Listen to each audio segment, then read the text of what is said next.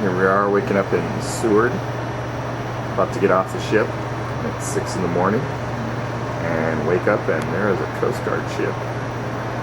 That is a monster.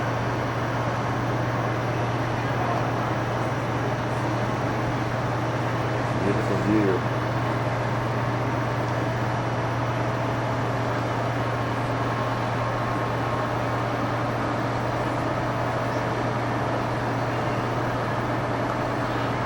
There's a seal.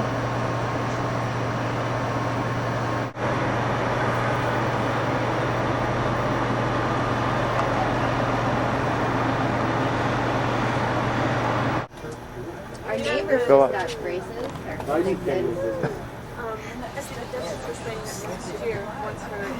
Kara.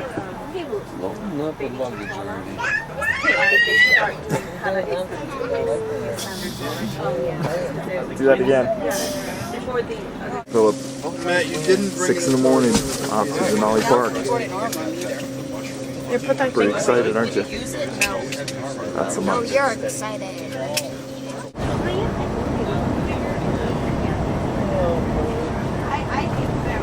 Car's pulled in a wreck and went on the left.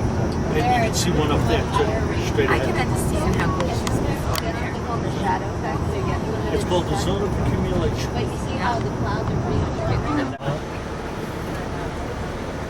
Wow.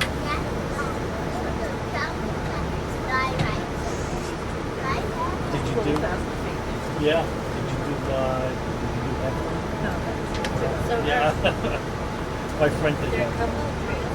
But he's also 25 years younger than me. There are a couple of trails which are like miles and a half. Like plays and the cloud play, the snows that come and go. It's a different drive every time, and oftentimes as you come out this way you'll see rainbows. Float plane up there. So then you end up spending a lot of time looking for the pot of gold, because everybody knows there's a pot of gold at the end of every rainbow.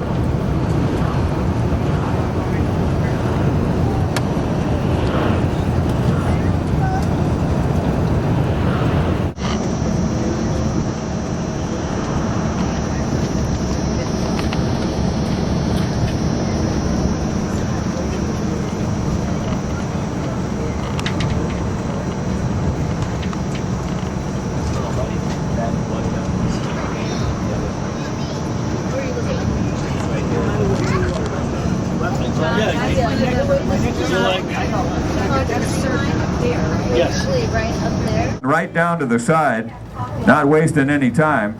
Now he'll level out and look at the daylight under the floats. He can't see the water, so he just eases down,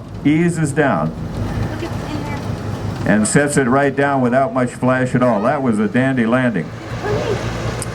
Yeah.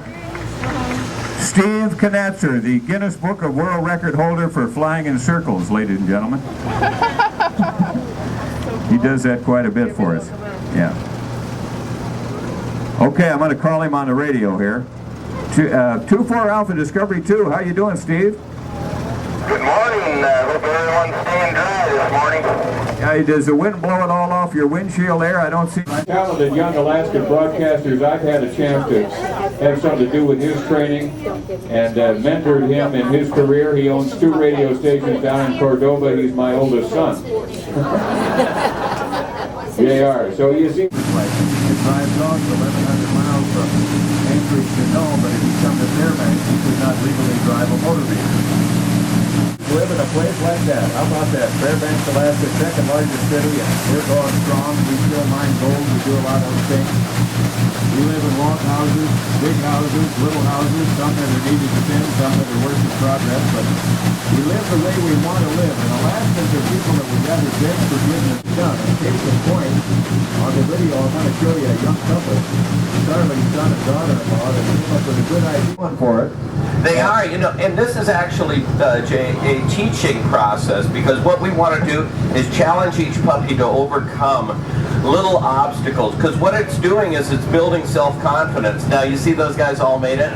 Well, you know, when they make it, we praise them on the other side. But if they can't quite make it, we help them across, and they've learned a valuable thing from that. They've learned that we're not asking them to do anything that's impossible, and that we'll always be there to help them when things get tough. And that really pays off when we're out on the trail. Look at that guy. He made it, that guy.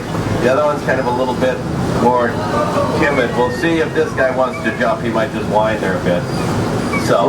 Well, of course, this is how you build confidence. First I can't do it, then I can, then I can't, then I will, and there you go. You know, it's really interesting how significant that is, because these guys, the terrain that you travel on these races is very, very challenging.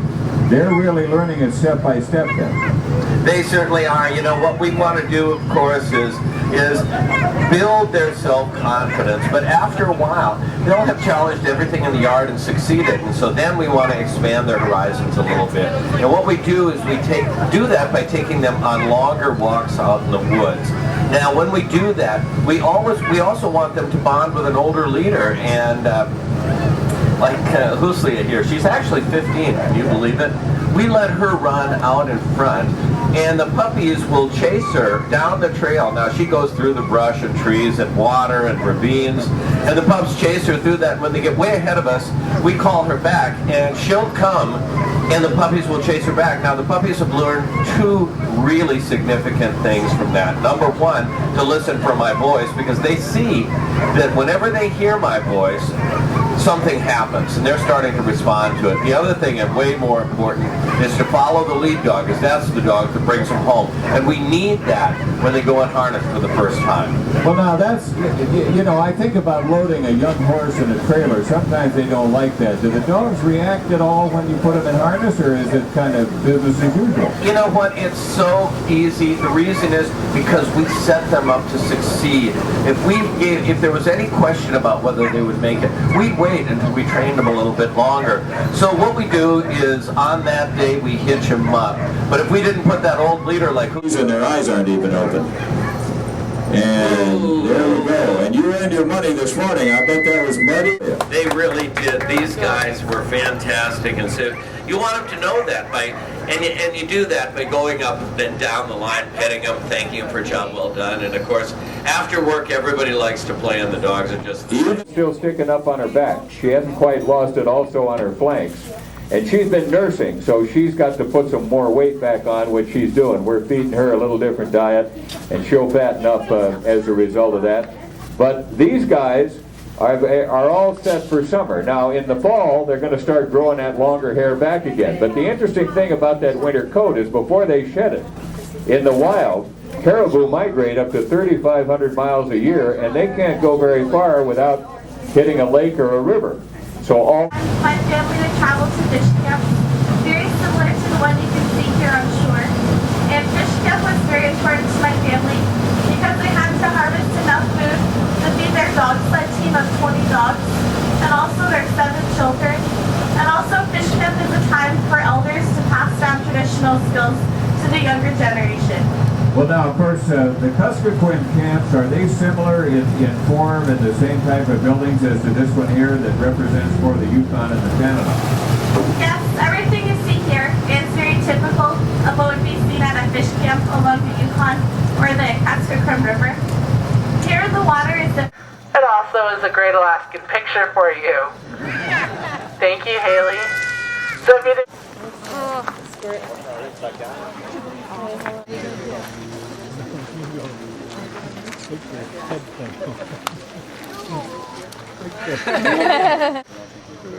Pero de aquí es mejor la cosa.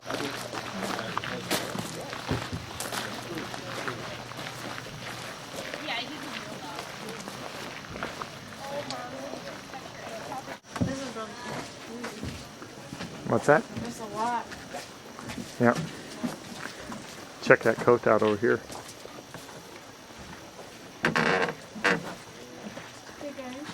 Are you taking a picture? Well, I'm just. Are you trying to get... Are you going down there or you don't want to? You seriously need to get those things.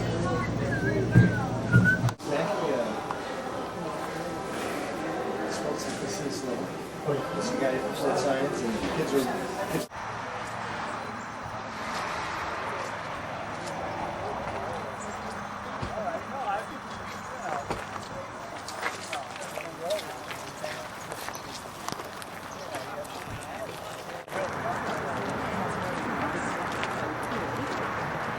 Ruth, get over here with the three guys. Take a picture.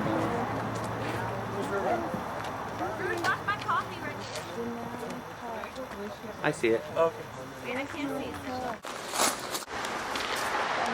We're staying at the Grand Denali Lodge.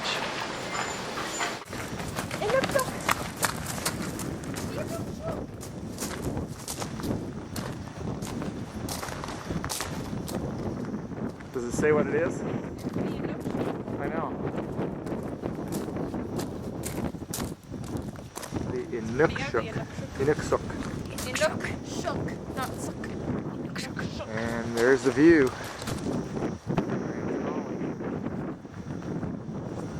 Ow! Your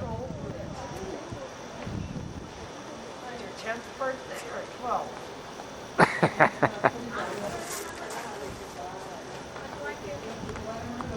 Should we sit together?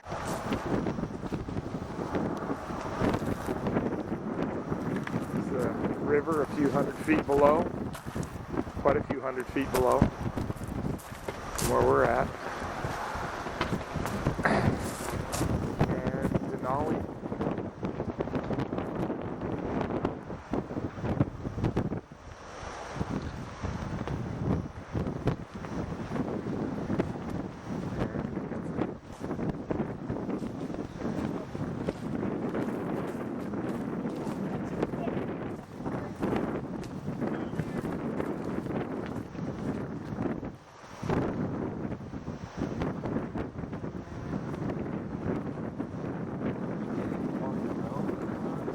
Lynn's died, so we got a new one. Getting her going. We're gonna get ready to roll. Here we are on ATVs. There's Grandma. Uncle slow. Uncle is slow. Well, he can't really go anywhere because Lynn's right in front of him. Philip? Philip? Should I get you all wet now? No. No? That's on my feet wet. Dad, I've been hitting out. Here we are out on ATVs. So guys, did you like to go through the puddles?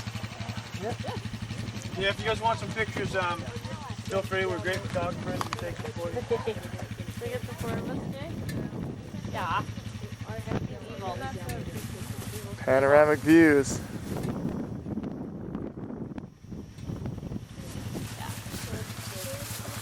No, I do. You asked us, Mom. I don't want a picture. Who is with me, guys? Having fun? Yeah. Oh, gee, you got the drive. Special. I don't think I heard you. There goes the ground. On the ATV. Woohoo! Okay, you can stop it. Some of those willows. Moose. That is a bull, that is a male. Yes, those antlers very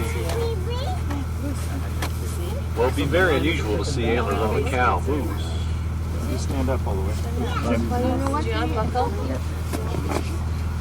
See that tree in front of us? Right down here. See that brown thing? Big brown. Right now through binoculars, you can clearly make out that fuzzy tissue that covers the bone antler. Yes. That velvet, as it's called, is highly vascularized. Lots of blood vessels. It's actually laying down the bone beneath. Those antlers can grow quickly. Yeah. But then it shakes a lot because the buzz. Over an inch a day in the early part of summer. They've got a few weeks left to grow. But a very dominant or prime bull, those antlers will be twice that size. The big bull can have a rack spanning more than 6 feet and weigh better than 80 pounds. He's got a few years to go before he becomes one of the big bulls.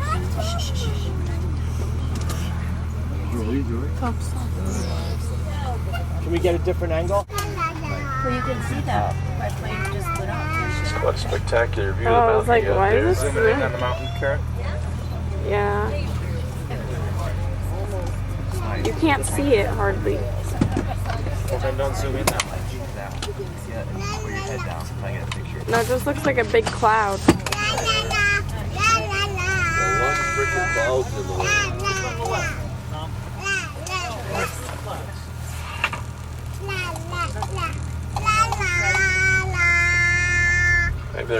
know. Hard to say. I think so.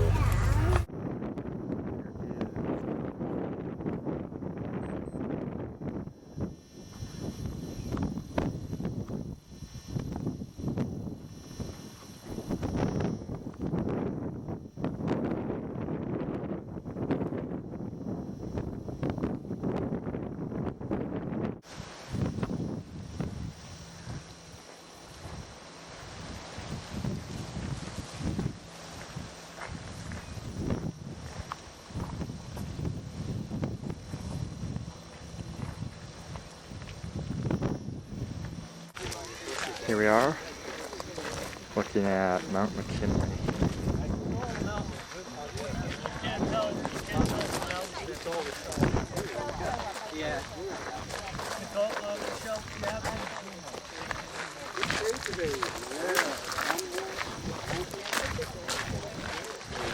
Saw you on your intern the other day. So, trying on a grizzly bear. Yeah. Grab the arms. I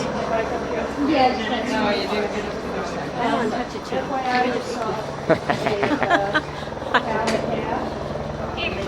Arr. There you go. Hold on, Mom wants to take a picture. Mom wants to take a picture. Hold on. You're where?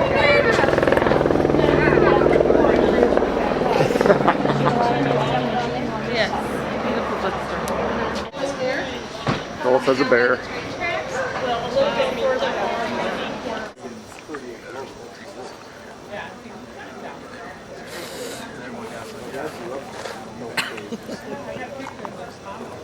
We're at Denali, waiting for the bus. Phil, what are you doing? Carving wood. Good luck with that. And there's the Grand Denali Lodge, where we stayed last night. On the hill. Here we are, Denali State Park, waiting for the train. And there it comes.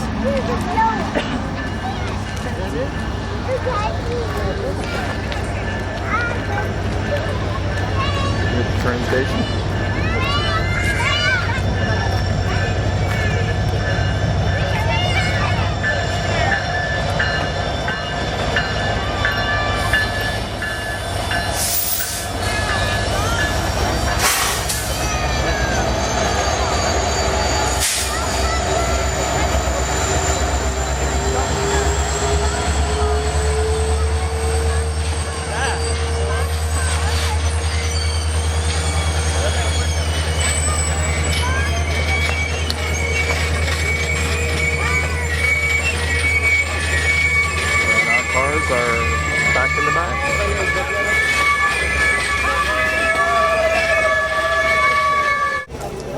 Here we are on the train, getting ready to take off.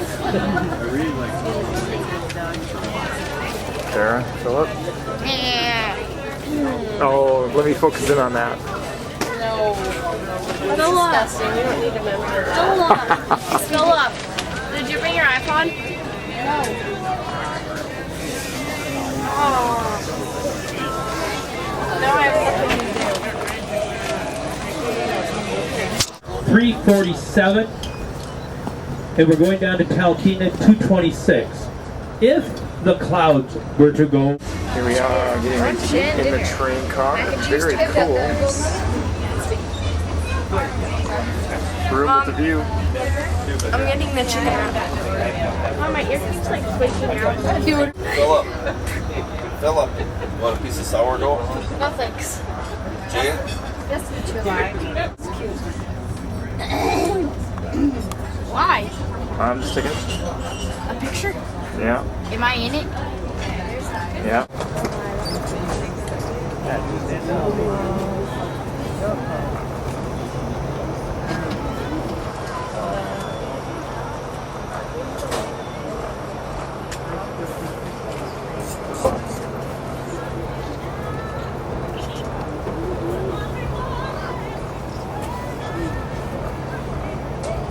Cross the bridge.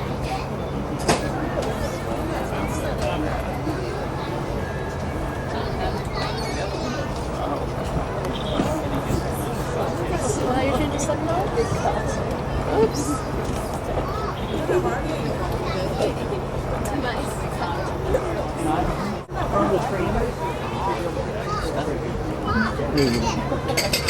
train out in front.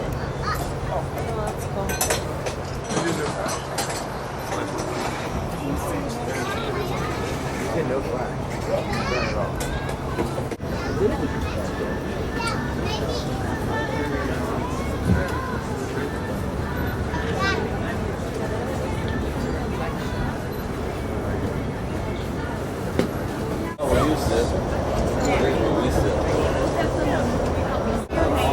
What number is it? That's not nice. Is his mouth open? Catch a fly. Oh boy. Here we are, raised JK. Riverboat, jet boat. The haze. No, we got money last night. That was good. You know, I should have like triple bagged my shoes though. My shoes are wet and dirty. Were they? Yeah. Oh yeah. The bottoms of the bag's ripped. Yeah. For the shoes. I would have to give him overtime for that. That would not school. You heard depends on what they're paying for hazardous duty pay.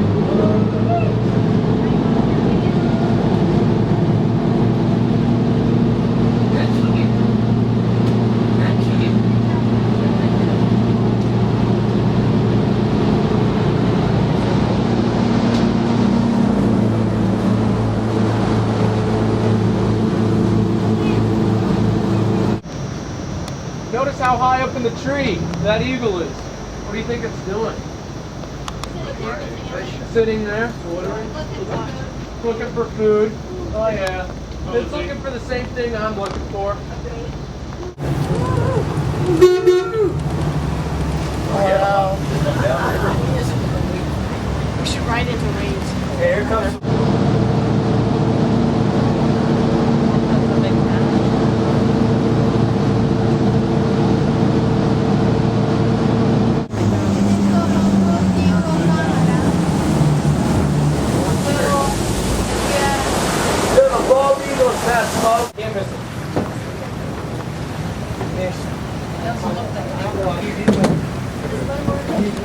Feel free to come this way. Here we are back on the train. There was no like, Last night of the trip.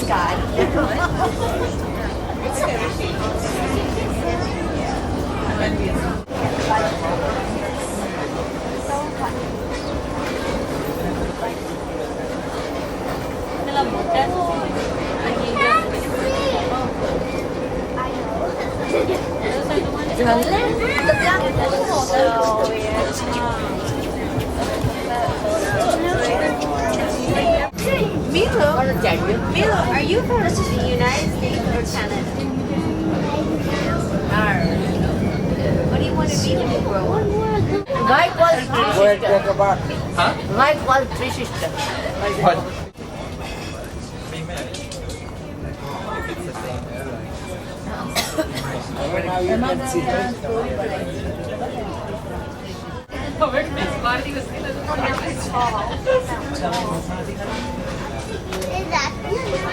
It can start back up in the mountains and the Canuck Glacier, and it flows into the Canuck arm of the Cook Inlet.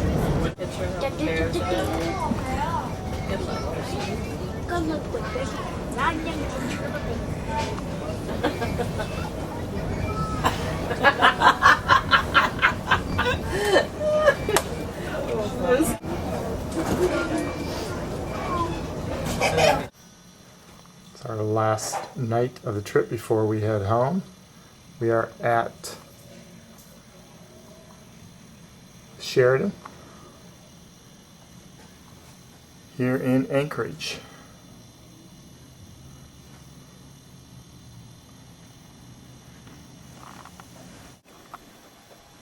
Thanks, Ray.